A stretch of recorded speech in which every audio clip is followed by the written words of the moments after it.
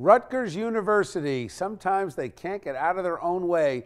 Now, the story is that the university has decided to raise the minimum wage to $11 an hour for student employees that are working on campus. Well, many of us thought that that wasn't such a good idea, considering how many working families are out there struggling, not making even that.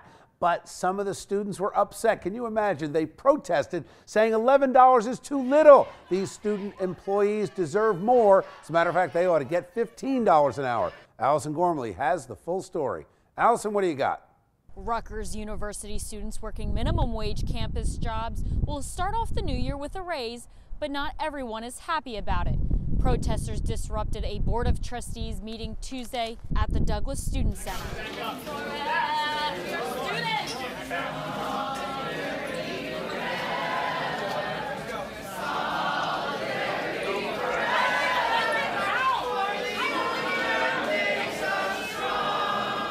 Students protesting believe they should be earning $15 an hour.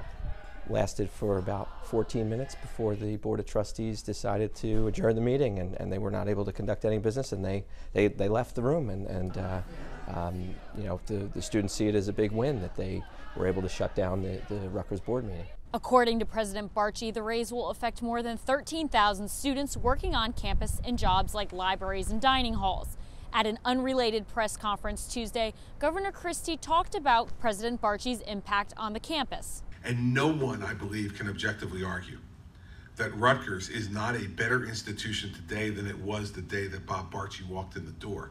The 30% bump comes after months of student protesting. New Jersey statewide minimum wage is expected to go up 16 cents in January, coming to $8.60 an hour. Now, Bill, I know you have some suggestions as to how this can all be fixed, so I will turn it back over to you. For Chasing News, I'm Allison Gormley. Thank you, Allison. And yes, you're right. I've got a couple of ideas on how we could fix the situation at Rutgers. So out of the $4.4 billion that Rutgers University spends every year, 24% of that comes from the taxpayers. Now, you're talking about more than $1 billion. So here's an idea. How about the state completely defunds them except for $1? Here's what I would do.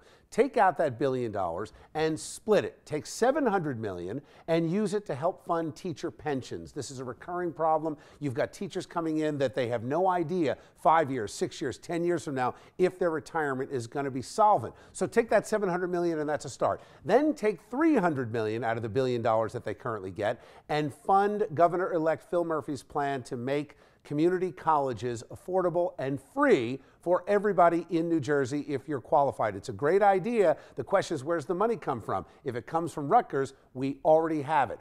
But you hold back $1 of that state allocation and make sure that Rutgers gets that crisp dollar bill every year to ensure that future governors remain in control of Rutgers University. It occurs to me that when you've got football coaches, basketball coaches making in excess of $1 million a year and a university president making nearly $1 million a year, you've got some of the highest paid state workers in the state at Rutgers. What are we getting for our $1 billion investment? I say nothing. It can be spent better. Let's bring in the A-plus panel to break it down. Frank, I'm going to start with you. Rutgers, I say defund them except for $1. What do you think? Bill, it's certainly an idea that I think a lot of people will be talking about once this airs. And the thing to me, anytime you're raising the minimum wage at a school for kids that are doing part-time jobs to get beer money on the weekends, you know, and then they're protesting it, that's the resistance, skinny jeans, just mentality that I'm fed up with, and so, it's just over. Laura, a little bit of an attack on millennials and college kids. I don't know if I agree with that 100%, but I do agree that what a bunch of spoiled brats. I mean, come on, you're a student employed. You're employed at a university as a student. Here, I think I get what you're getting at, which is your average student worker is a young person, is not generally someone who's supporting a family. I get it, and I also get the idea that we don't fix wages based on what somebody would like to earn, but rather what the job can bear to pay.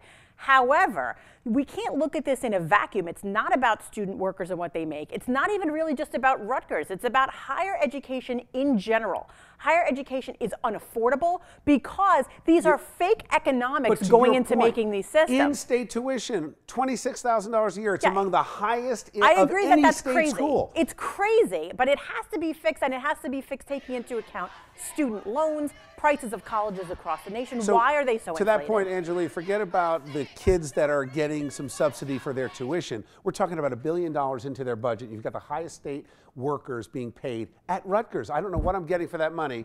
Do you agree or disagree? Let's get the state out of it. I think that there's something to be said about, in general, to your point about the broader view of higher education, because if you look across the country, it's a problem everywhere. It's not just New Jersey centric. College is too expensive, and when you give somebody who's making $8 an hour, 11 to pump some coffee, that's just silly to me. Okay, thanks guys.